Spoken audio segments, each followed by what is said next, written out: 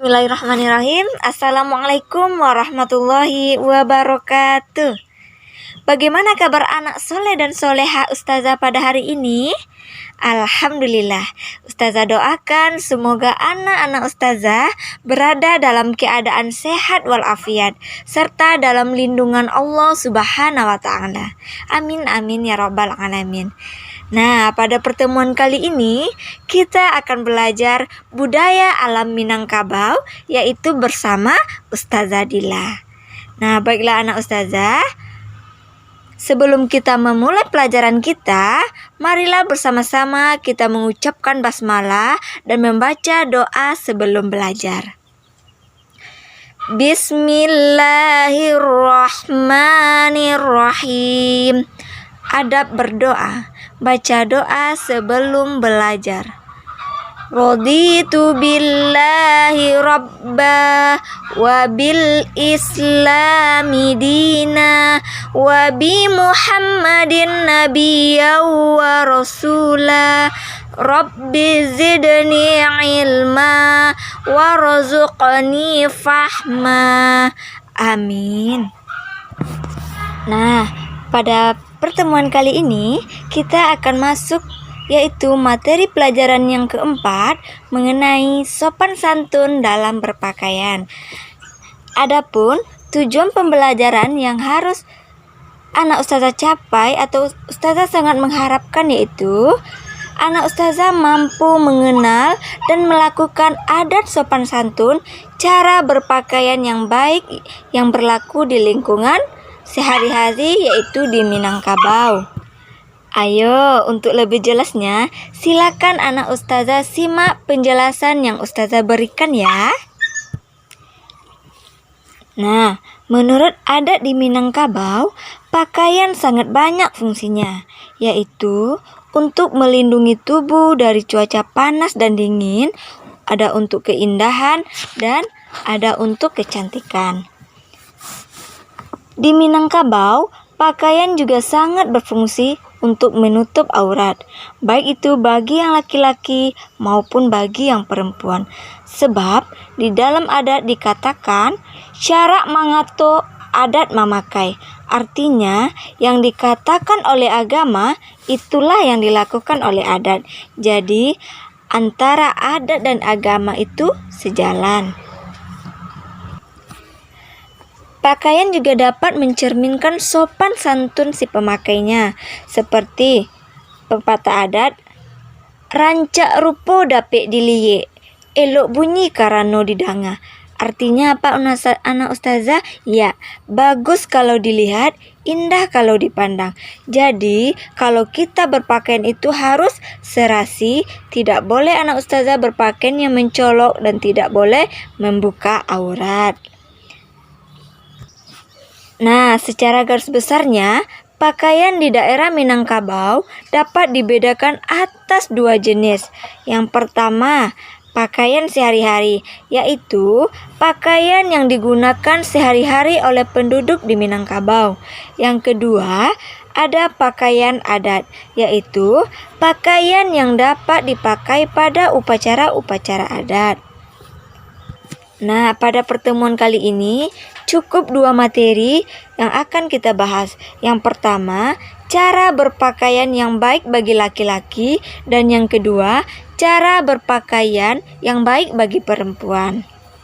Kita masuk pada poin yang pertama, yaitu cara berpakaian yang baik bagi laki-laki.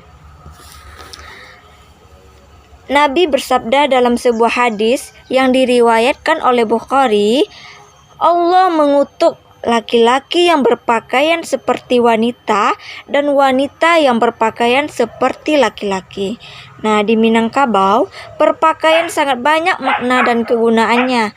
Tidak hanya untuk melindungi tubuh dari cuaca dan sekedar menutup aurat saja, tetapi pakaian juga bisa melambangkan kedudukan sosial seseorang dan juga mencerminkan sikap sopan santun si pemakainya.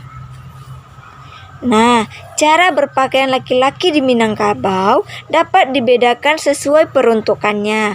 Antara lain, yang pertama ada pakaian untuk penghulu atau pemangku adat. Yang kedua, ada pakaian pesta. Yang ketiga, ada pakaian anak muda. Dan ada pakaian anak-anak.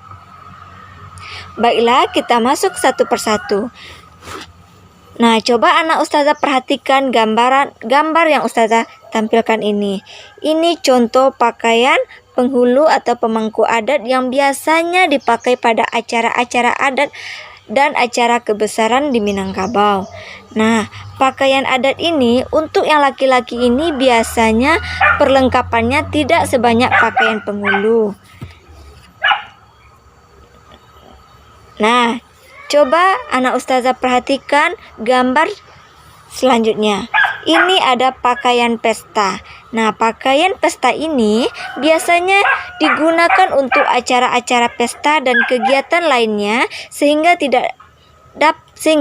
kita dapat membedakan antara mana yang pakaian harian di rumah dan dengan pakaian harian di pesta. Nah, selanjutnya, coba anak ustazah perhatikan gambar berikut ini. Ini contoh pakaian sehari-hari anak muda di Minangkabau. Adapun contoh-contoh yang lain yaitu ada yang terdiri dari baju gunting Cina, celana panjang dari kain batik, dan di bahunya tersandang kain sarung bermotif halus biasanya disebut sarung bugi. Nah, kepala biasanya ditutup dengan peci atau kopiah. Selanjutnya, ini contoh gambar pakaian anak Minang, contoh pakaian khatam Al-Quran bagi laki-laki di Minangkabau. Nah, selanjutnya kita masuk poin yang kedua, yaitu cara berpakaian yang baik bagi perempuan. Perempuan di Minangkabau disebut dengan bundo kanduang. Jadi, yang dimaksud perempuan menurut adat Minangkabau adalah seorang wanita, baik itu gadis atau yang telah menjadi ibu, yang senantiasa mempunyai sifat terpuji menurut adat. Oleh karena itu, dalam berpakaian, perempuan di Minangkabau hendaklah memperhatikan cara-cara berpakaian. Jangan sampai terjadi sumbang berpakaian. Nah, sumbang berpakaian bagi perempuan di Minangkabau. Yang pertama, berpakaian seperti laki-laki, kecuali ada suatu hal yang sangat penting perlu berpakaian demikian. Yang kedua, memperlihatkan aurat. Yang ketiga, berpakaian yang ketat. Nah, pakaian adat untuk wanita di Minangkabau ada 2. Nah, coba anak ustazah perhatikan. Ini yang pertama pakaian bundo kanduang. Nah, pakaian bundo kanduang ini perlengkapannya adalah ada tangkuluak tanduk sebagai penutup kepala. Nah, tangkuluak tanduk ini terbuat dari kain balapak hasil tenunan, yaitu berbentuk mirip dengan gonjong rumah gadang. Kemudian yang kedua, coba anak ustazah perhatikan. Ini contoh pakaian yang baik bagi perempuan di Minangkabau, yaitu baju kuruang atau baju kuruang basiba. Nah, ini adalah contoh-contoh pakaian yang baik bagi perempuan di Minangkabau.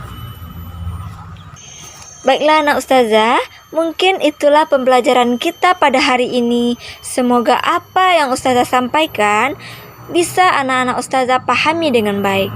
Amin amin ya rabbal alamin. Baiklah, sebelum kita tutup pembelajaran kita pada hari ini, marilah sama-sama kita ucapkan hamdalah. Alhamdulillahirabbil alamin. Ustazah akhiri dengan Assalamualaikum warahmatullahi wabarakatuh.